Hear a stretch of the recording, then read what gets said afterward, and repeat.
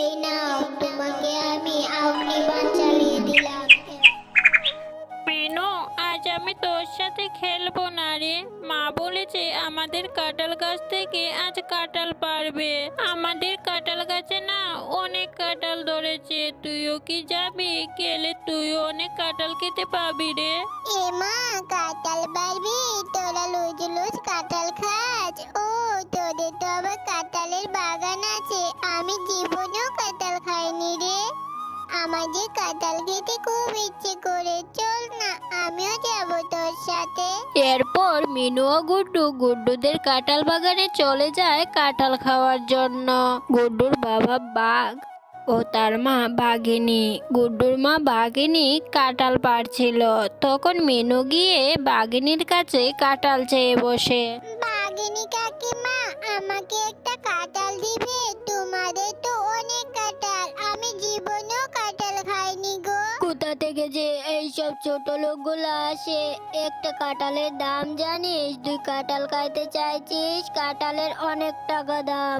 আমি তোকে কাঁঠাল দিতে পারবো না। তোর বাবা মা তোকে কখনো কাঁঠাল খাওয়ায়নি? তোর বাবা মাকে গিয়ে বল কাঁঠাল খাওয়াতে। কি করে খাবি? তোর মা তো আবার লোকের বাসায় কাজ করে। মা, আমাদের কাছে তো অনেক কাঁঠাল ধরেছে, তুমি মিনাকে একটা কাঁঠাল খেতে দাও না মা। মিনু কোনোদিনও কাঁঠাল খায়নি মা। আমি না হয় আজকে কাঁঠাল খাবো না, তুমি আমার কাঁঠালটুকুই মিনাকে দিয়ে দাও। গুড্ডু, তোকে না বলেছি এই ছোট লোকের বাচ্চাদের সাথে খেলবি না? আর মিনুর জন্য তোর দরদ উঠলে উঠছে। ও, তোর কিসের বন্ধু তোরে? ওদের সাথে আমাদের কিসের সম্পর্ক? আর যেন দেখি না তুই ওর সাথে খেলতে গেছিস। মিনা, কাঁঠাল খেতে হলে টাকা লাগবে, যা তোর মায়ের কাছে গিয়ে টাকা নিয়ে আয়। আর হ্যাঁ, আমার বাগানের ধারে কাছে যেন তোকে দেখি না।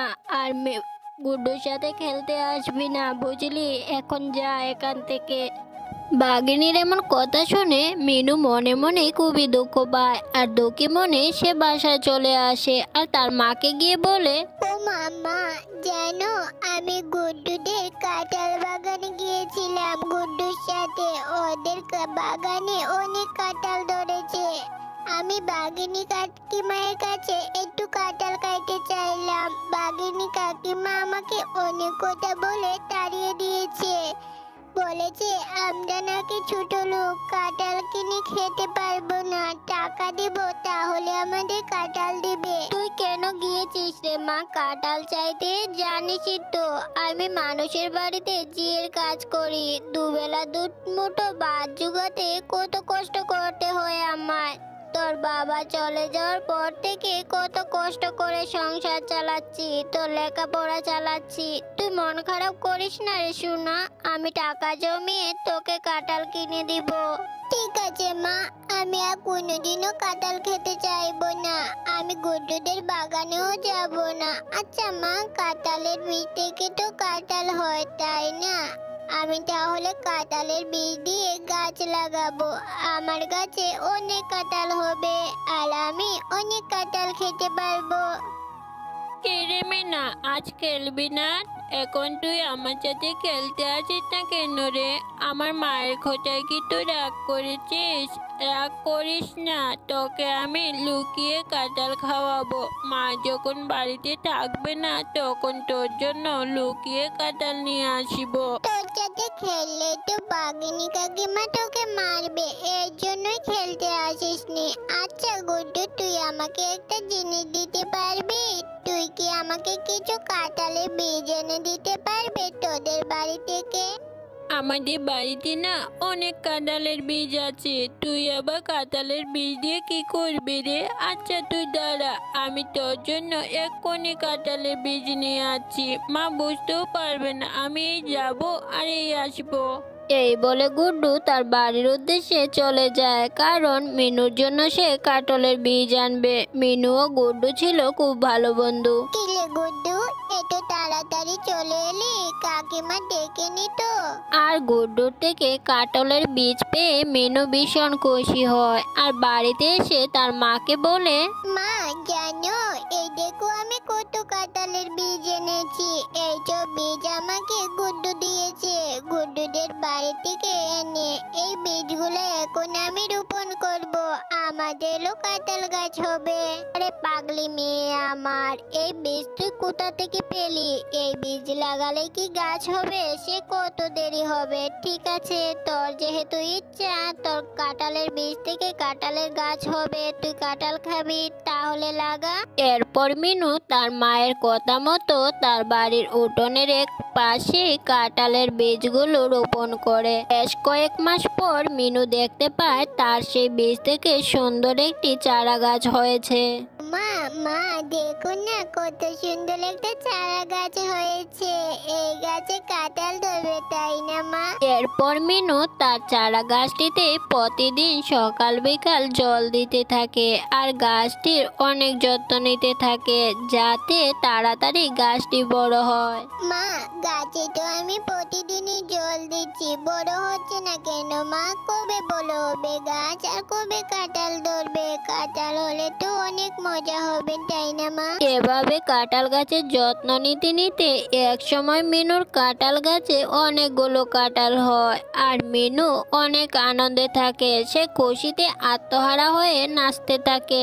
আরে পাগলি মেয়ে, নাচবি নাচবি, চল আগে কিছু কাঁঠাল পারি, তারপর কাঁঠাল খাবি, আর কিছু কাঁঠাল বাজারে বিক্রি করাও যাবে। মিনা, তুমি অনেক ভালো মেয়ে, তুমি আমাদের অনেক যত্ন নিয়েছো। এই গাছটার অনেক যত্ন করেছো যে আমরা অনেক পরিপুষ্ট হয়েছি। এই গাছের কাঁঠাল তুমি যতদিন ইচ্ছে খেতে পারবে। তুমি যতই এই গাছে কাঁঠাল ছিল না কেন, কখনই এই গাছের কাঁঠাল শেষ হবে না।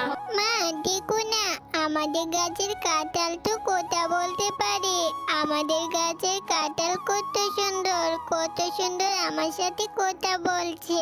আবার বলছে এই গাছের কাঁঠাল নাকি কখনো শেষ হবে না। হ্যাঁ তাই তো, এটা তো দেখি অবাক করার কথা। কাঁঠাল আবার কথা বলতে পারে, তা তো ভালোই। আমরা সারা বছর এই গাছের কাঁঠাল বিক্রি করতে পারবো। কাঁঠাল রানী, তোমাকে অনেক ধন্যবাদ। কাঁঠাল রানীর সাথে কথা বলে মিনু একটা কাঁঠাল কেটে খেতে থাকে আর মিনুর মা গাছ থেকে কাঁঠাল পাড়তে থাকে। কাঁঠাল নিয়ে বাজারে বিক্রি করতে যাবে। কাঁঠাল লাগবে গো, কাঁঠাল, পাকা পাকা মিষ্টি বড় বড় কাঁঠাল। কে কে নেবেন তাড়াতাড়ি এদিকে চলে আসুন। এ কি, এটা তো দেখছি মিনার মা শেফাল শিয়ালিনী। এই ছোট লোক আবার এত বড় বড় পাকা কাঁঠাল কোত্থেকে পেলো? আমাকে তো বিষয়টা তলিয়ে দেখতে হবে। আজই ওদের বাড়িতে যাব। যেই ভাবনা সেই কাজ। ও তোরা কাঁঠাল গাছ লাগিয়েছি, দাঁড়া, তোদের গাছের আজ সব কাঁঠাল পেড়ে নিয়ে যাব। তারপর বুঝবি কিভাবে তোরা কাঁঠাল বিক্রি করিস, সেটা দেখবো আমি। এরপরই মিনুর গাছের কাঁঠালগুলা কথা বলে ওঠে আর তখনই মিনু ও মিনুর মা সেখানে চলে আসে। বাঘিনী, তুমি অনেক লোভী। তুমি মিনুর গাছের কাঁঠাল চুরি করতে এসেছো। এক সময় তুমি মিনুকে অপমান করে তাড়িয়ে দিয়েছিলে। আমি কাঁঠাল কন্যা হয়ে তোমাকে এর জন্য শাস্তি দেব।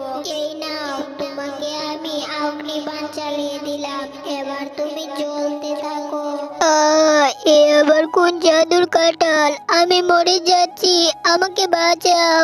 আমি আর কখনো কাঁঠাল চুরি করতে আসবো না। মিনু, আমাকে বাঁচাও, আমি জ্বলে যাচ্ছি, পড়ে যাচ্ছি। কাঁঠাল, তুমি আমাকে ছেড়ে দাও। কাঁঠাল কন্যা, তুমি বাঘিনী কাকিমাকে ছেড়ে দাও প্লিজ। উনি যে আমার বন্ধু গুড্ডুর মা। ওনার যদি কিছু হয়ে যায় তাহলে আমার বন্ধু ভীষণ কষ্ট পাবে। তুমি ওকে ছেড়ে দাও। আমি শুধু মিনুর কথা তোকে ক্ষমা